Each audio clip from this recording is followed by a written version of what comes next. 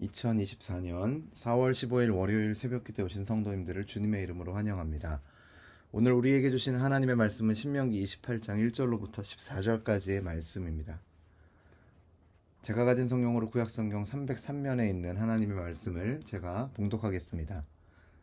내가 내 하나님 여호와의 말씀을 삼가 듣고 내가 오늘 내게 명령하는 그의 모든 명령을 지켜 행하면 내 하나님 여호와께서 너를 세계 모든 민족 위에 뛰어나게 하실 것이라.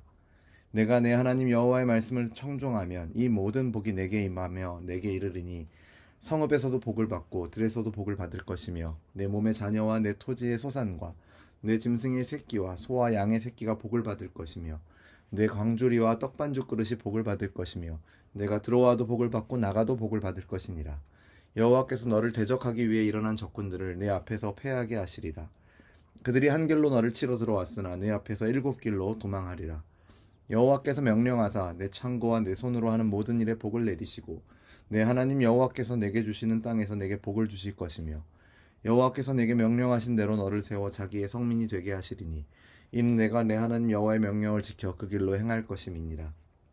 땅의 모든 백성이 여호와의 이름이 너를 위하여 불리는 것을 보고 너를 두려워하리라. 여호와께서 내게 주리라고 내 조상들에게 맹세하신 땅에서 내게 복을 주사 내 몸의 소생과 가축의 새끼와 토지의 소산을 많게 하시며 여호와께서 너를 위하여 하늘의 아름다운 보고를 여시사 내 땅에 때를 따라 비를 내리시고 내 손에 하는 모든 일에 복을 주시리니 내가 많은 민족에게 구워줄지라도 너는 꾸지 아니할 것이요 여호와께서 너를 머리가 되고 꼬리가 되지 않게 하시며 위에만 있고 아래에 있지 않게 하시리니 오직 너는 내가 오늘 내게 명령하는 내 하나님 여호와의 명령을 듣고 지켜 행하며 내가 오늘 너희에게 명령하는 그 말씀을 떠나 좌로나 우로나 치우치지 아니하고 다른 신을 따라 섬기지 아니하면 이와 같으리라. 아멘. 사람들은 복을 참 좋아합니다. 복이 무엇인가 그들에게 물어보면 대부분 남들보다 높아지고 많은 것을 소유하게 되는 상태를 그러니까 인간의 탐욕이 충족되는 번영과 번성의 상태를 복으로 알고 또 좋아합니다. 이것이 복에 대한 세상의 공통적인 시각이며 이해이죠. 이러한 세상에 하나님은 전혀 다른 의미의 복을 말씀하십니다. 오늘 말씀 1절과 2절을 보시면 내 하나님 여호와의 명령을 삼가 듣고 내가 오늘 내게 명령하는 그의 모든 명령을 지켜 행하면 내 하나님 여호와께서 너를 세계 모든 민족 위에 뛰어나게 하실 것이라. 내가 내 하나님 여호와의 말씀을 청종하면 이 모든 복이 내게 임하며 내게 이르리니 이렇게 기록하고 있죠. 우리는 대부분 이 말씀을 하나님이 우리에게 복을 주는 조건으로 말씀에 대한 순종을 이렇게 말씀하셨다라고 생각을 합니다.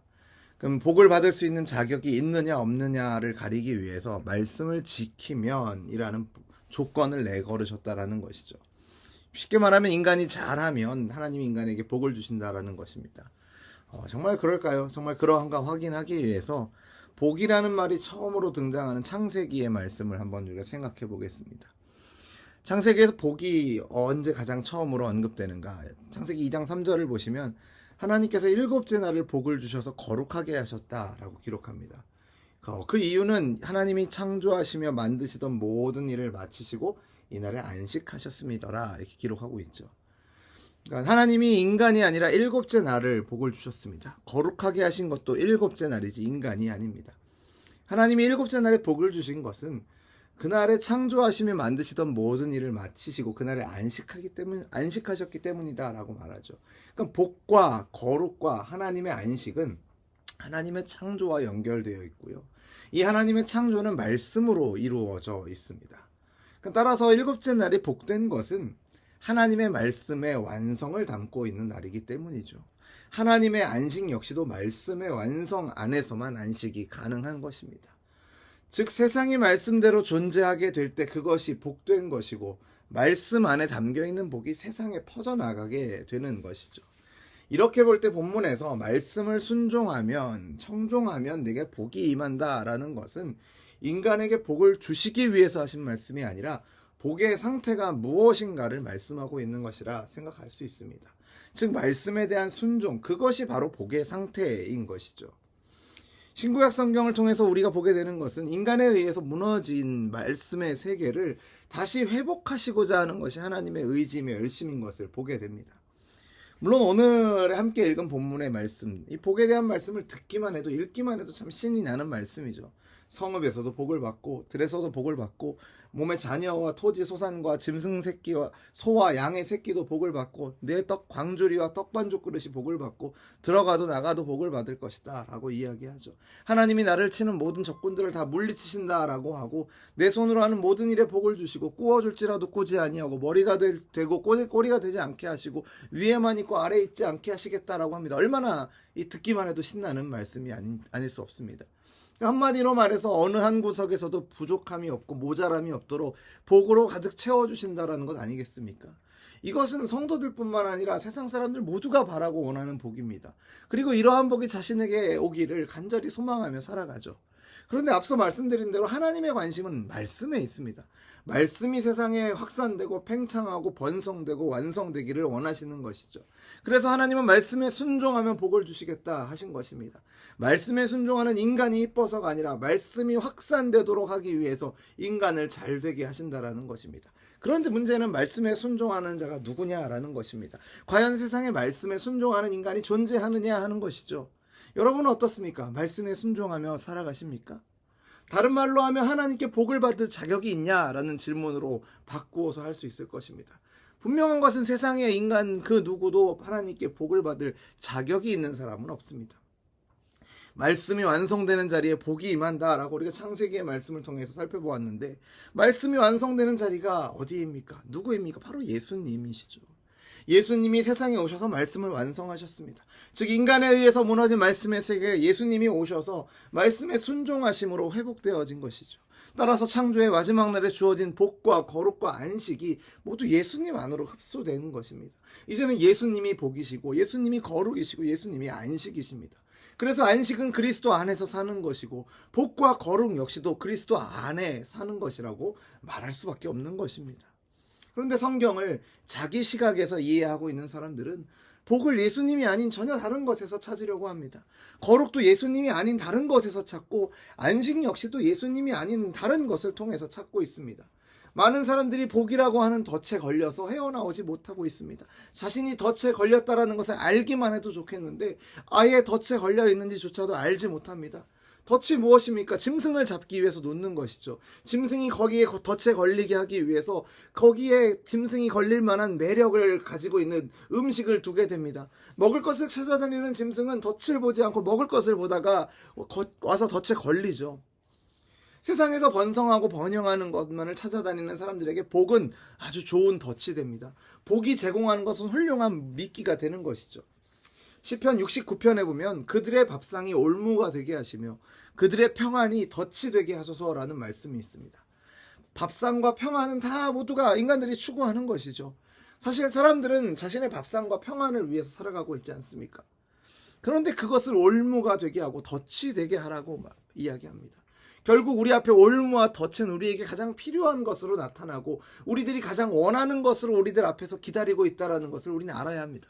모두가 밥상과 평안이라는 올무와 덫에 걸린 채 그것에 복이라는 이름을 붙여서 그것만 주면 원이 없다라고 외쳐대는 상황이 우리가 살아가는 현실의 모습인 것이죠. 오늘 본문은 간단하게 말해서 이스라엘이 말씀대로 순종하면 복을 주시겠다라고 하셨는데 이스라엘은 말씀에 대해 실패하고 맙니다. 그들은 복이 아니라 15절 이후로 말하고 있는 것처럼 저주에 놓인 상태가 되어버렸습니다. 그런데 하나님께서 말씀에 순종하고 말씀을 완성하시는 예수님을 보내셨죠. 그리고 그 말씀의 완성자이신 예수님을 통해서 새로운 말씀의 나라를 세우신 것입니다. 그리고 그 안에만 복이 있게 하셨습니다. 이제는 누구든지 주님의 이름을 부르는 자가 하나님이 세우신 그 나라의 백성으로 인정되는 것입니다. 따라서 복은 저주 아래 놓여있는 우리들이 주의 이름을 부르는 자가 되는 것을 말하는 것이죠. 주의 이름을 부르는 자가 되었다라는 것은 성령 안에서 새로운 삶을 살게 되었다라는 것을 의미하기 때문에 결국 복은 성령이 임한 자로 이 땅을, 이 세상을 살아가지만 새하늘과 새 땅을 바라보며 살아가는 자로서 살아가는 것이라고 말할 수 있습니다. 이 땅을 살아가지만 이 땅 가운데 이미 시작된 하나님의 나라를 맛보며 살아가는 것이죠. 어제도 전해드린 말씀이지만 예수 그리스도와 함께 부활한 성도는 그 안에 주어진 새 생명을 의지하며 살아가는 자는 땅의 것을 생각하지 않고 위의 것을 생각해야 합니다. 예수님을 복으로 여기는 자는 자연스럽게 살아가면서 추구하는 것에 우선순위가 달라지게 되어 있습니다. 세상에 대한 욕심이 그리스도보다 앞설 수가 없는 것입니다. 그런데 많은 경우에 우리는 오히려 반대로 욕심을 복으로 알고 욕심을 챙기기 위해서 살아가면서도 그것이 죄인 줄을 모르고 살아갈 때가 많은 것 같습니다. 받을 자격이 없는 자가 받게 된 것을 부끄럽게 여기고 감사하는 것이 아니라 받은 것을 자랑하고 당연히 받을 것을 받았다라는 식으로 또 남이 받은 것과 자기를 비교하면서 불평을 하며 살아갑니다. 이것이 바로 복이라는 덫에 걸려 살아가는 인간의 모습입니다.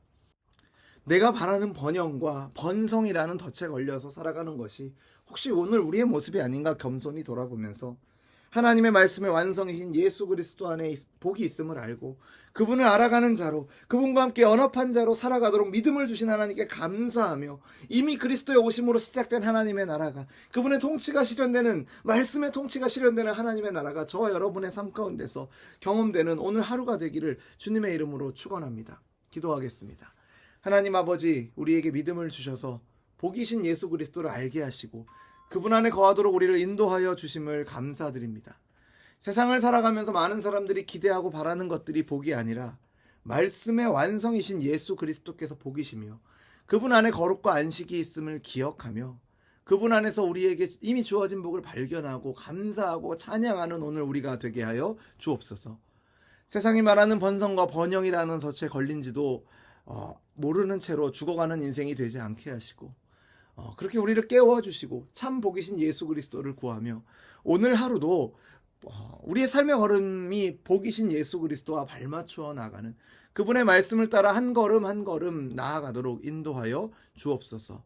그렇게 인도하실 것을 믿으며 예수님 이름으로 기도드립니다. 아멘.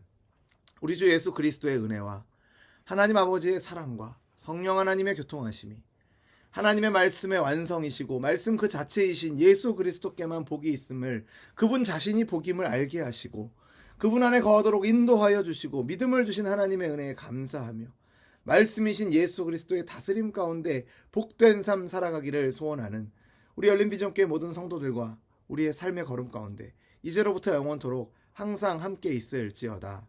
아멘.